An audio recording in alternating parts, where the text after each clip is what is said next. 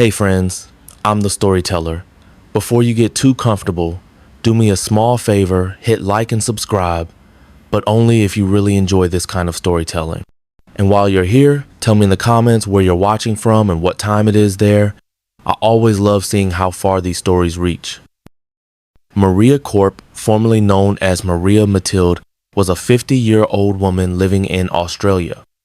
She was born on the 14th of January, 1955 in Portugal, actually, but even though that's where her birth certificate came from, her parents were Australian and she grew up entirely in Melbourne.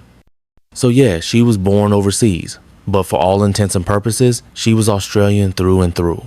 Maria was deeply religious, a devout Christian, and really proud of it. She lived by those values. Before the events that would later make headlines, Maria had already experienced quite a bit of life.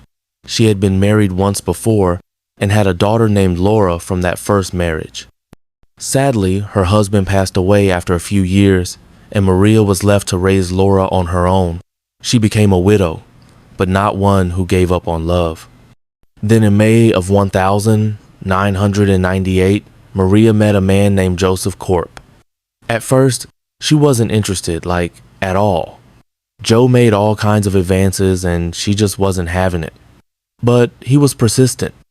Really persistent. And eventually, after a few months of him wearing down her defenses, she agreed to marry him. Joe had 2 kids from a previous relationship, Mia and Steven, but they didn't live with him. They stayed with their mother, so the day-to-day home life was really just Maria, Joe, and Maria's daughter Laura. It was a small household, but a happy one. Joe was obsessed with Maria. Obsessed. Now money was tight. They weren't rolling in cash by any means, but they had dreams. Big ones. Joe ended up buying an empty plot of land, and together they began building what they considered their dream home. Maria worked 2 jobs, sometimes over 12 hours a day, while Joe worked constantly too. They were both just grinding, trying to build a better life. Eventually, the house was finished, and it was beautiful, everything they had envisioned. Not long after that, Maria found out she was pregnant. It was like the final piece of the puzzle. She gave birth to a baby boy, Damien, and now they had a child together. To the outside world, they were that picture-perfect family, beautiful home, 3 kids between them, love, stability. But then, things started to shift. Maria noticed Joe was traveling more and more. Now, his job did involve some travel, so that wasn't weird on its own. But it started becoming really frequent, like once a month, sometimes twice, and something about it just didn't sit right. She had this growing feeling in her gut that maybe Joe wasn't being entirely honest. And honestly, I don't blame her for digging. You just know when something's off, right? So she started looking into it. She went through his old bank statements, did her own little detective work, and what she found only made things worse. While Joe claimed to be on a business trip in Sydney, there were ATM withdrawals from Victoria. That's not just wrong city, it's a completely different part of the country. Joe tried to play it off, saying he visited both places during the trip. And Maria, trying to hold her family together, accepted that explanation. Or at least, she said she accepted it. But the truth, she never really forget about it. That seed of doubt had been planted. And once that happens in a relationship, especially one built on such intense devotion, it's really hard to come back from. But the truth is, Maria wasn't fully convinced. She kind of accepted Joe's excuse, yeah, but mostly because she didn't want to start a fight. I think she was just tired. Tired of questioning, tired of doubting, tired of putting in all the effort to hold things together. And honestly, his explanation sounded just believable enough to let slide, even if deep down she didn't buy it. So while Joe was away on yet another one of his so-called business trips, Maria decided to check his computer. And what she found didn't just confirm her suspicions, it hit her like a punch to the chest. Joe had a dating profile. Not just any dating site either, this one was specifically for couples looking to meet other couples. And the profile, it wasn't him and Maria. It was Joe and another woman. That woman was Tania Herman, a 38-year-old single mother. Joe wasn't just fooling around online. He was in a full-on secret relationship. And the worst part, it had clearly been going on for a while. When Maria confronted him this time, there was no way he could spin it. She had actual undeniable proof. No more half-truths. No more pretending. Joe knew he was on the verge of losing everything, his wife, his family, their whole life together. So he did what men like Joe often do when they're caught. He begged. He begged for forgiveness. And Maria, oh Maria, she was just such a kind soul. She had always been someone who saw the best in people, even when they didn't deserve it, so she gave him another chance. Honestly, by this point, it was probably his third, and this time, she had actual, solid evidence. She knew exactly what he had done, but she still forgave him. I think that says a lot about who she was. Some people might say that's foolish, but I don't see it that way. I think she was just holding on to hope. Hope that the man she married could still be the man she believed in. Hope that their family could still survive this. She forgave him, but she never truly forgot. She stayed for the kids, for the marriage, maybe even for the dream they built together. But deep down, that betrayal lingered. She didn't use it against him, didn't throw it in his face, but it was always there, sitting quietly in the back of her mind. And Joe, he knew. He knew she was nearing her limit, that the next mistake might be the final one. And for a while, it looked like he got the message. He ended things with Tanya Herman. He said he wanted to fix things, to repair the damage, to focus on being a husband and a father again. But the thing about people like Joe is, sometimes they say the right things when they're scared, but it doesn't mean they've truly changed. So Joe stopped going on his so-called business trips. At least, that's what Maria thought. He told her he was done with Tanya Herman, and for a moment, it almost looked like he meant it. But deep down, Joe knew he had to go further. He needed to cut Tanya off in a way that would leave no room for questions or late-night texts. And so, in the most bizarre and honestly pathetic move, he emailed Tanya, but not as himself. He pretended to be someone else, some random official, and told her that Joe Corp had died in a car crash in Barcelona. Seriously, Barcelona. Tanya obviously was devastated. Say what you want about her role in this mess, but she did believe she was in a relationship with Joe. She thought her boyfriend had just died. That's a huge thing to fake, and she mourned him, cried over him, grieved the loss of someone she loved. But Joe, he couldn't even hold out a full month. That's all the loyal husband act lasted 1 month. And then, like something out of a twisted soap opera, he showed up at Tanya's door. Not dead, not in Barcelona, not even injured really. He told her he had survived the crash and that he'd just been too badly hurt to reach out before. And I mean, come on. After all that, he expected her to just take him back? Tanya was hesitant, and I honestly don't blame her. The man had literally faked his death to ghost her. But Joe didn't back off. He kept chasing her, kept trying to win her over, like Maria didn't even exist back at home. Like he didn't already have a wife, a son, a whole life built on someone else's trust. And when all the sweet words and empty promises didn't work, he proposed. Yup. Joe Corp proposed to Tanya Herman while still married to Maria. That was his grand gesture. That was his fix. And the worst part? It worked. Tanya said yes. So now Joe had a wife and a fiance, a house with one woman, and a second life with another. And to make it even messier, Tanya had a daughter too, which meant even more lives pulled into Joe's lie. Meanwhile, Maria was home, completely unaware. She was packing their bags. Joe had told her he wanted to take a second honeymoon, that they'd go away together, renew their vows, start over. And she believed him because she wanted to believe him, because she thought finally maybe they were back on track. And while she was folding clothes and picking out outfits for a fresh start, Joe was out proposing to another woman. Like, how do you even describe that kind of betrayal? It's beyond selfish. It's cruel.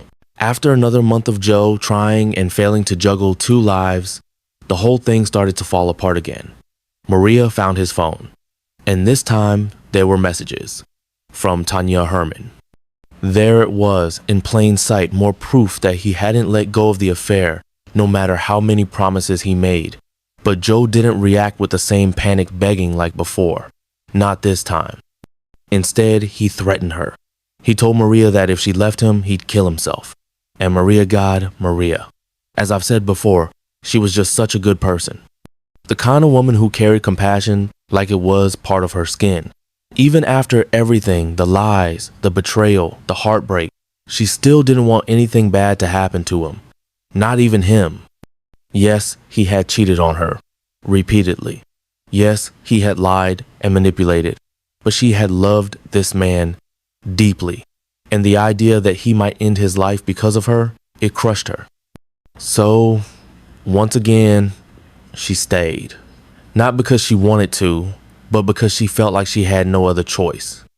She hoped, maybe prayed that he'd eventually let go of Tanya, that he'd come back to her fully, that somehow this man she loved could be the man he used to be. And the saddest part, everyone knew what was happening. Tanya knew Maria was still in the picture. Maria knew Joe was still seeing Tanya. No one was happy, but they were all just existing, pretending they could live with it. And here's the thing that breaks my heart. Maria knew he was still with Tanya, but she didn't know about the proposal. She had no idea he had actually asked Tanya to marry him. And I can't help but wonder, would things have turned out differently if she had known? Would that have been the final straw? Then, in early 2005, something changed. Maria filed for an intervention order against Joe. Now, I couldn't find the exact reason behind it, nothing public really spells it out, but the order specifically stated that Joe couldn't assault, harass, molest, threaten, or intimidate her. And personally, I really think it had to do with the threats. That constant, if you leave me, I'll kill myself kind of manipulation. Maria might not have had bruises, but emotional coercion, that's still abuse. Maybe she finally realized she needed a layer of protection. Even though Joe had never hit her or physically harmed her, the weight of those threats was still dangerous, still toxic. There was no evidence Joe ever physically abused her. No allegations of sexual violence, no police reports about that. But emotional manipulation, especially when it revolves around life and death, ultimatums can be just as damaging in its own way. And I think by then, Maria had started to see that. On Wednesday, the 9th of February, 2005, something completely out of character happened. Maria Korp didn't show up to pick up her son, Damien, from school. Not only was she absent, she didn't even call. She'd never done anything like this before. She wasn't the kind of mom who ran late or forgot things. Ever. Damien was everything to her. In this silence, it wasn't just odd, it was alarming. So the school waited, just in case she was running late. But she never came. By that afternoon, Maria was officially reported missing. Usually in missing persons cases, families wait at least until the next morning, just in case there's some kind of explanation. A dead phone battery, car trouble, someone sleeping over at a friend's. More often than not, it turns out to be nothing. But this was different. Maria's family knew something was wrong. They didn't wait. They didn't hesitate. Because Maria didn't just disappear. She wasn't that kind of woman. She was responsible, reliable, consistent. So when she didn't show up for Damien, everyone immediately felt that something terrible had happened. The last confirmed person to see her was Joe Korp. He told police that he'd seen Maria early that morning, around 6:30 a.m., just before he left for work. According to him, she was still at home when he walked out the door. Naturally, the police began questioning everyone close to Maria, not as suspects, but to build a picture of her life. Her routines, her habits, her personality. They spoke to her family, her friends, even Joe's kids. Everyone painted the same picture. Maria was warm, kind, quiet. Not the type to start fights or hold grudges. Nobody could name a single enemy, except Joe. Joe mentioned a woman named Tanya Herman, but the way he described her was suspicious, to say the least. He told investigators that Tanya was an ex-girlfriend who had become obsessed with him, that she didn't like Maria, and maybe that was worth looking into.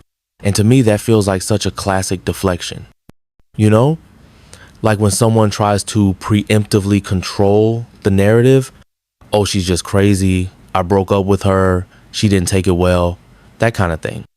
And when someone's wife has just vanished, yeah, that kind of evasiveness is a massive red flag. So of course, the police went to talk to Tanya, and what she told them completely blew Joe's story apart. Tanya didn't say she was an ex. She told them the truth that she and Joe were engaged, that they were planning to get married, that their relationship was very much alive and active. And honestly, what would she gain by lying about that? Nothing. If anything, it just made her look like the other woman. Meanwhile, Joe had every reason in the world to lie to protect his image, to keep Maria's family from turning on him, and most of all, to avoid looking like the cheating, two-timing husband while his wife was missing. So like I mentioned before, Joe tried to spin the whole thing again. He told the police that Tanya was just a crazy ex, that she was obsessed with him, delusional, unstable.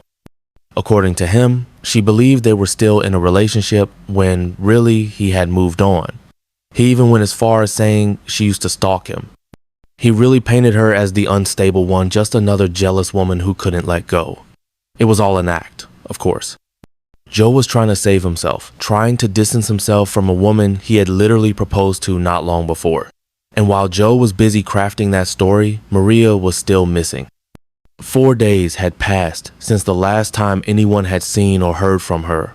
No phone calls, no texts, no CCTV sightings. No one had come forward with information. It was like she had just disappeared into thin air. And honestly, those 4 days must have felt like a lifetime for her family. Everyone was on edge. And at this point, the police were starting to think the worst. Now, they didn't officially label the case a murder inquiry just yet. Technically, it was still a missing persons case. But their actions spoke louder than words. They started expanding their search. Tanya Herman's house, Joe and Maria's shared home, Maria's workplace, even Tanya's used car. They weren't just looking for Maria anymore, they were looking for evidence. And that shift, that terrified Maria's family.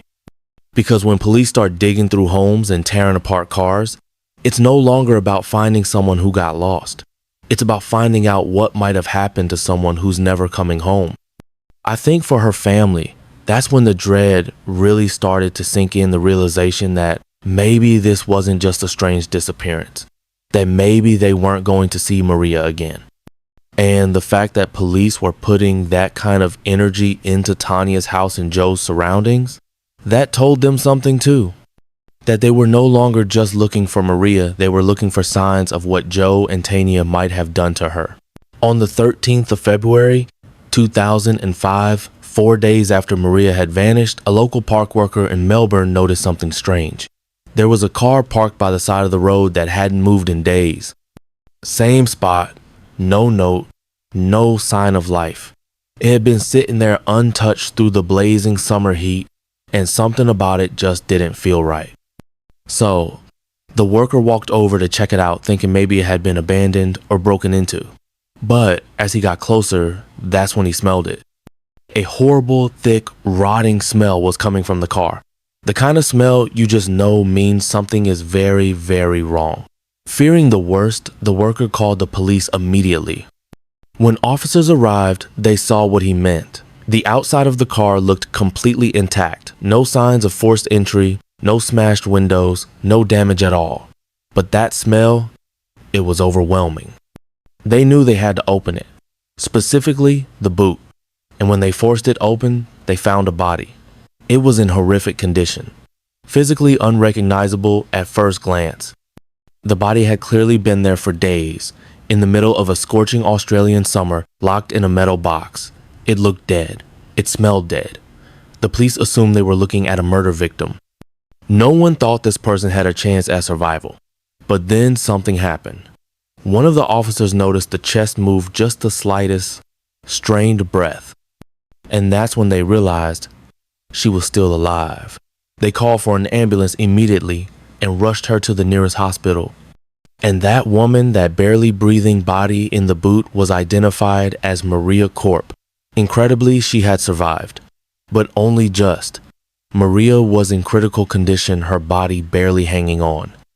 Doctors later said that if she had been left in that car for just a few more hours, she probably wouldn't have made it. The heat alone was enough to push her to the edge, and her injuries were beyond horrific. I mean, Here's just a glimpse of what she had suffered. 9 blood clots and multiple deep bruises, a broken arm, a battered face, ligature marks around her neck, suggesting strangulation, severe dehydration, oxygen deprivation to the brain, which led to extensive, irreversible brain damage. She wasn't even conscious when she arrived at the hospital. The damage was so severe that doctors had to put her in a medically induced coma just to stabilize her. They were trying to hydrate her, reduce the swelling in her brain, reverse whatever they could, but the truth was they didn't know if she'd ever wake up. And once this story broke, it exploded in the media. Maria Korp wasn't just a missing person anymore. She was the woman in the boot, plastered across headlines in every major news outlet. People were horrified, shocked. How could a woman end up like this, nearly dead in the trunk of her own car? And it didn't take long for journalists to dig into Maria's life. Her rocky marriage, Joe's affair, the other woman, the fiancé. The public didn't need a trial in their eyes. Joe and Tanya were already guilty. And I get it when you hear that a man had a wife and a secret fiancé, and the wife ends up almost dead in the boot of her own car. Yeah, you don't need a PhD in criminology to raise your eyebrows. The police, for their part, felt the same. They didn't have direct evidence yet, no smoking gun, but everything about the situation screamed motive. So, they started digging deeper, interviewing friends, following digital trails, checking phone records, mapping out timelines, and finally they had enough. Enough to stop pretending this was just a tragic accident. Enough to officially bring in Joe Korp and Tanya Herman for questioning as suspects. Tanya was the first one to be questioned out of the two. And it didn't take long for police to pick up on something. She had a very dependent personality. She came off as emotionally fragile, deeply vulnerable, and heavily attached to Joe. It wasn't just about love, it was like her whole sense of stability was wrapped up in him. Tania Leone Herman had already been through a lot before she ever met Joe Korp. Her first marriage had ended in betrayal. Her husband had an affair. Her second marriage ended in heartbreak. Her husband passed away, leaving her a widow. That kind of emotional weight doesn't just disappear. It leaves marks. Not always visible, but deep. And on top of that, Tania had also battled cancer at one point in her life. She made it through successfully treated, but she never told anyone. Not her parents, not her kids, not her friends or coworkers. No one knew she'd been sick. During her treatment, when her hair started falling out, she took matters into her own hands and shaved her head. Then she told people she'd done it for charity. And that just breaks something in me, honestly. The fact that she had to mask her pain like that to put a smile on something so hard, it tells me that Tanya had learned to bury things. To pretend everything was okay, even when it wasn't. After the death of her second husband and everything else she'd been through, she hit a really low point. She was depressed, isolated. She barely left the house. She wasn't seeing her family or friends anymore, and eventually she turned to online dating. It felt safer. She could stay home, still meet people, still feel a connection. That's how she met Joe Korp. At first, she had no idea he was married. Obviously, he didn't mention that on his dating profile. So they went on a few dates, things started to get serious, and then she found out the truth, that he had a wife and kids. A whole nother life apart from her. Tanya wanted to walk away. She really did, but at the same time, she didn't want to lose him. After all the loss and rejection, she'd faced death, betrayal, illness. She couldn't bear the idea of being left again. So she stayed. Even though she knew he was married, even though she knew she was being lied to, she stayed. Because somewhere along the way, she stopped believing she deserved better. She settled for being the other woman. Not because she was selfish or cruel, but because she was lonely and broken. And because Joe had a way of making people feel like he was the only one who would ever love them, even when it was all built on lies, Joe was feeding Tanya a fantasy. He promised her a life together, just the two of them. No secrets, no obstacles, no Maria.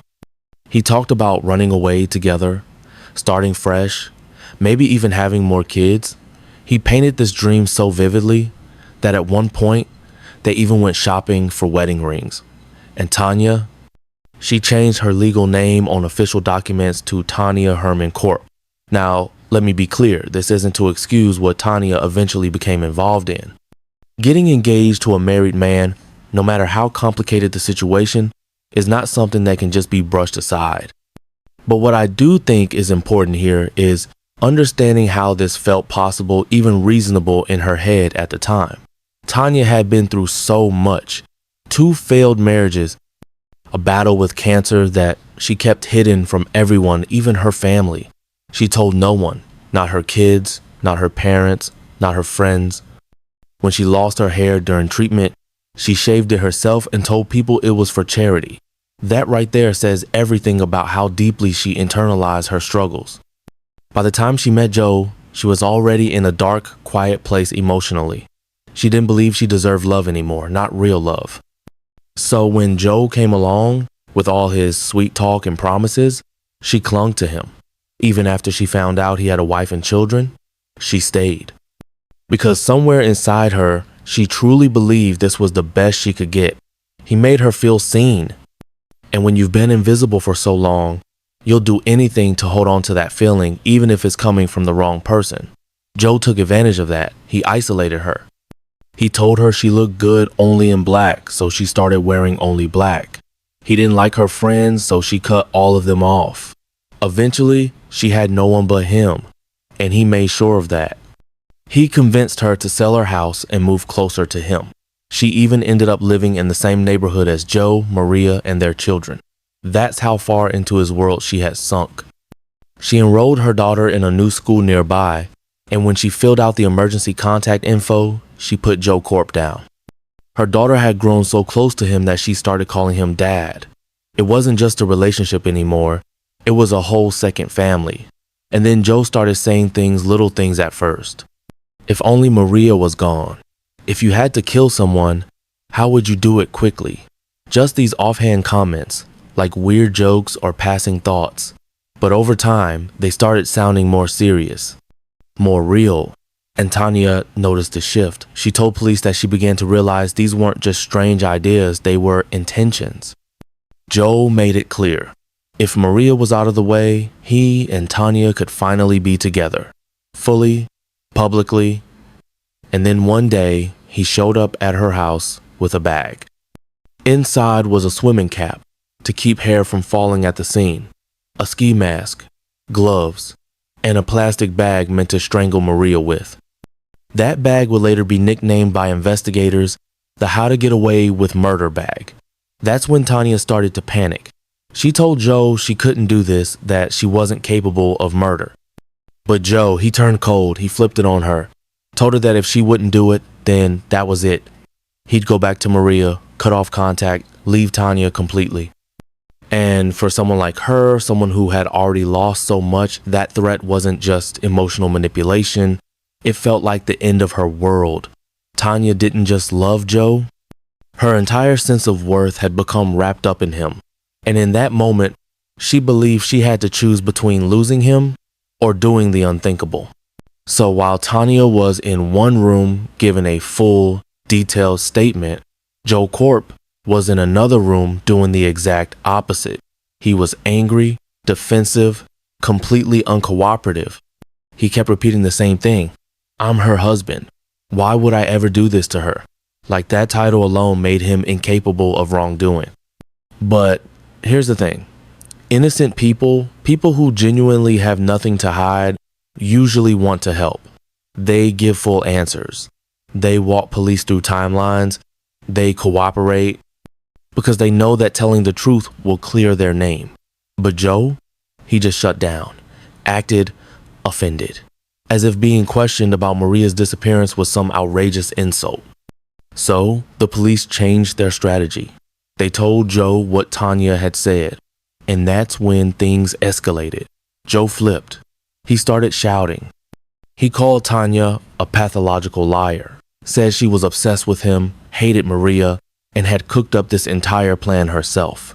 According to Joe, he was the victim. It was all Tanya.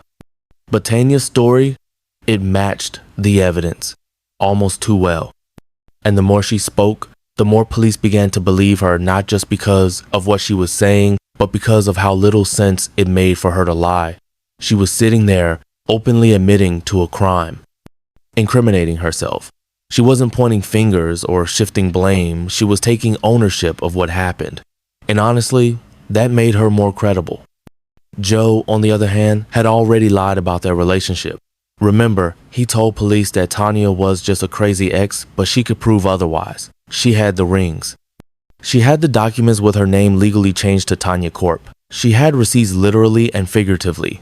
So the weight of the evidence, both physical and emotional, started to tilt hard in Tanya's direction. And with that, she began to walk police through the day it all happened. The day Maria Corp was attacked.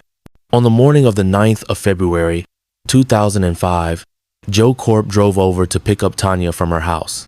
She got into the car, and without hesitation, he drove her straight to the home he shared with Maria. The plan was already in motion. When they arrived, Joe let Tanya inside through the garage. That's where she was going to wait. Then Joe left. Just drove off to work like it was a normal day. And in doing that, he gave himself an alibi. But here's the thing. They hadn't thought through Tanya's alibi. Joe didn't lie for her. He didn't cover for her. He was off, safe at work, while she was now alone, hidden inside his garage, waiting to kill his wife. Before Joe shut the door behind him, he turned to Tanya and said, "How much do you love me? You can show me today. Don't let her out alive." That was the last thing he said to her. Tanya did everything they had planned. She wore a swim cap to make sure no hairs were left behind, a balaclava so that if Maria survived, she wouldn't be able to identify her attacker.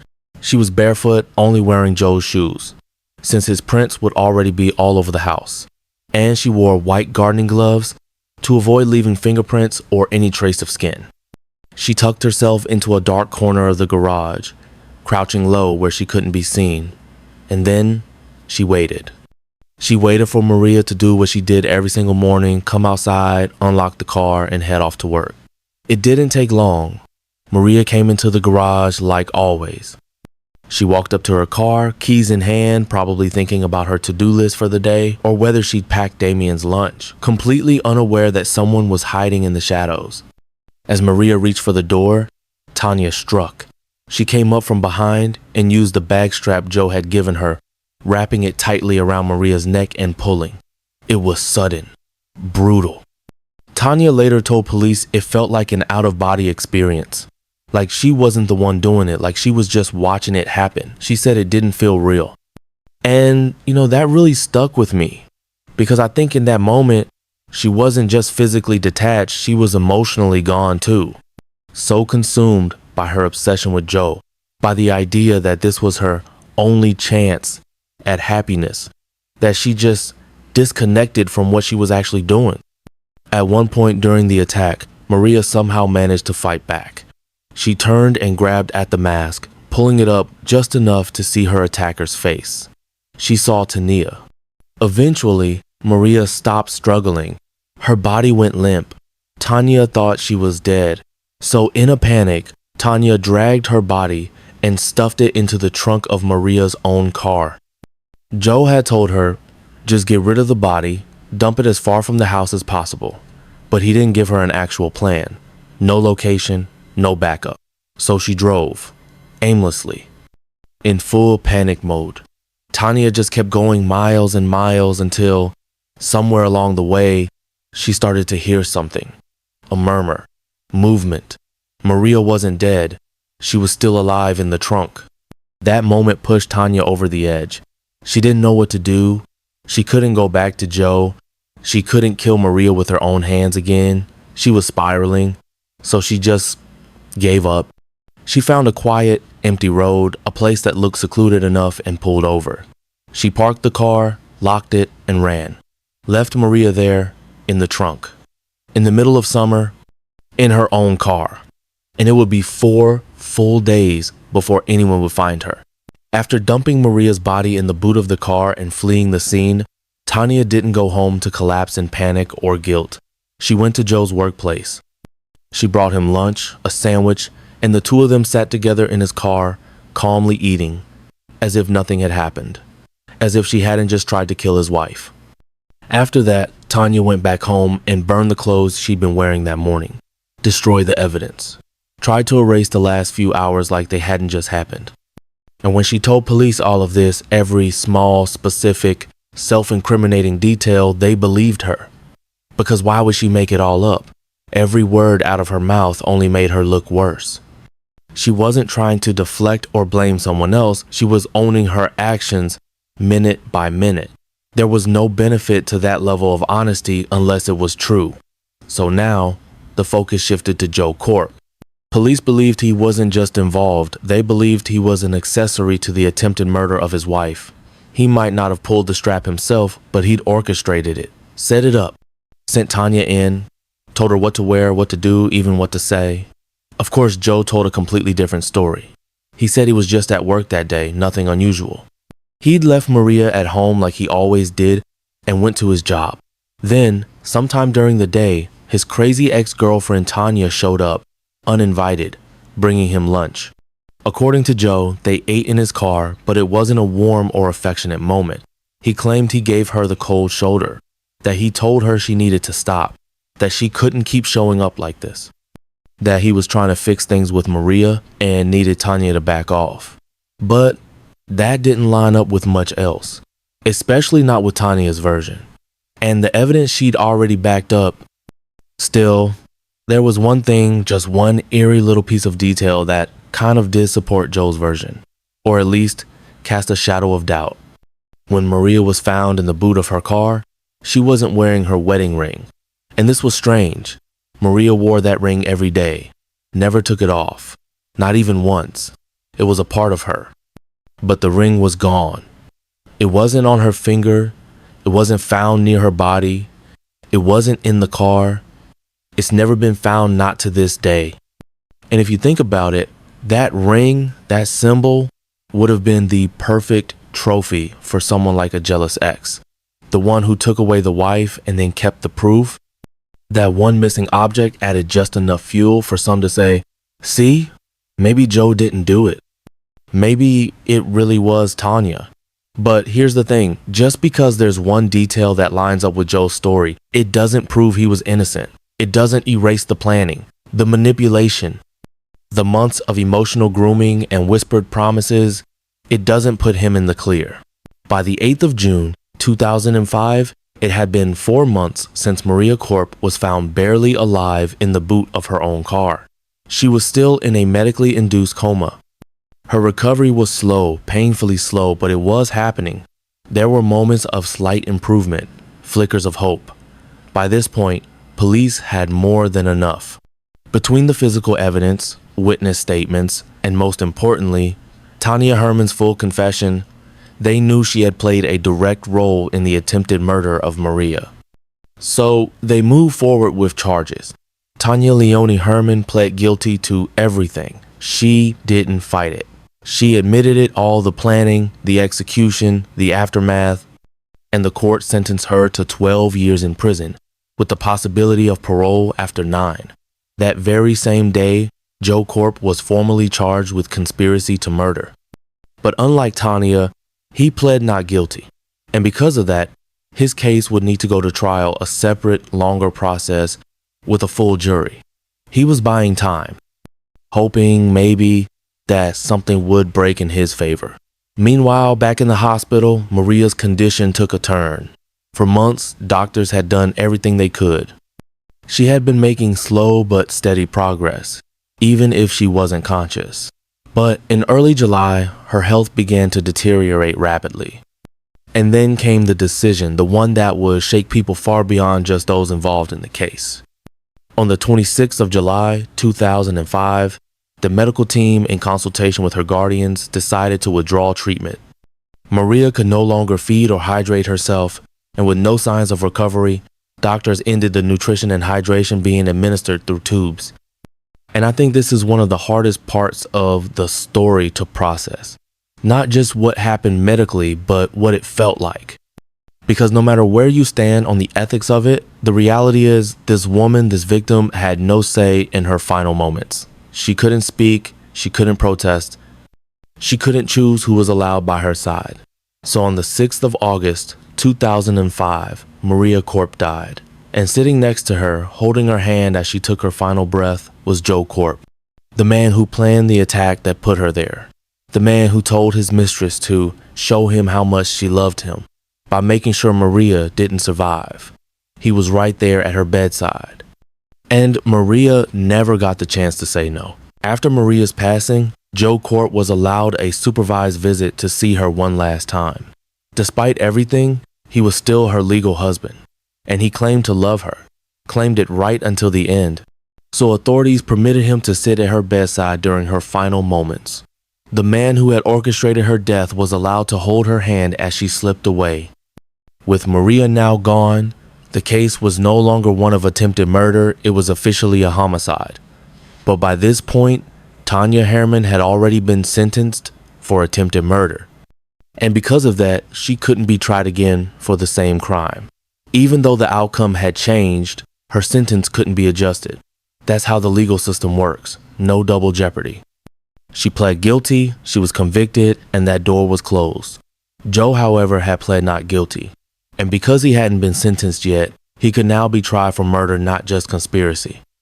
Ironically, if he had admitted guilt earlier, he probably would have received a much lighter sentence. But now, he was facing the full weight of the law. Maria's funeral was held on the 12th of August, 2005. Joe was banned from attending. Maria's friends and family made it clear they didn't want him there. So instead, Joe held his own funeral for Maria at the house they once shared. But it wasn't quiet. It wasn't respectful. He invited the press, news crews, photographers. Then he got drunk. He sang songs, performed, really as if the grief had turned into a public stage. And when the reporters finally left, Joe was left alone, still drunk, still spiraling. Later that night, he called two people, his ex-wife and a news reporter. He told both of them the same thing: "I'm going to kill myself." They didn't hesitate. They contacted police immediately. Officers were dispatched to Joe's address. When they arrived, they saw him through the garage window. Joe was standing on a ladder, a rope around his neck, phone in hand, speaking to his solicitor. And then, something happened. He looked toward the window, maybe he saw the police, maybe it startled him and he suddenly lost his balance. The officers watched as Joe fell, and that's when things got strange. Some believe Joe didn't actually mean to go through with it, that he was just trying to gain sympathy ahead of his murder trial, a last-ditch effort to paint himself as a heartbroken, grieving husband. Someone who couldn't possibly be guilty because he was so distraught. And honestly, I can see why people think that. Police later reported that Joe's fall didn't look intentional. He didn't kick the ladder, didn't leap. He slipped. They said it looked like he was flailing, trying to catch himself as he went down as if it was an accident. And then there was the rope. It was too long. When he fell, he ended up hanging only 3 centimeters from the ground. Had the rope been even slightly longer, he might have survived. Now, I'm not here to say Joe wasn't suicidal. We'll never know for sure. But when someone plans to die by suicide, they usually double check the length of the rope. They make sure it won't fail. But Joe didn't. Or maybe he didn't want it to work. Surrounding him were photos of Maria scattered across the garage floor, and beside them, handwritten notes, letters, really, declaring his innocence, professing how much he still loved her. But none of it changed what had happened. After Joe's death, police publicly stated that they believed Joe Korp had played a central role in Maria's murder. Years later, in January 2013, 8 years into her sentence, Tanya Herman applied for permission to marry another inmate, a woman named Nicole Muscat. The two have fallen in love behind bars. Then, on the 14th of February, 2014 Valentine's Day, Tanya Herman was released early for good behavior. She served just over 8.5 years. Waiting for her at the gate was her fiancé, Nicole. They drove off together. And just like that, Tanya Herman walked into a new life, a clean slate. After nearly killing another woman in cold blood, she was free to love again, to start again.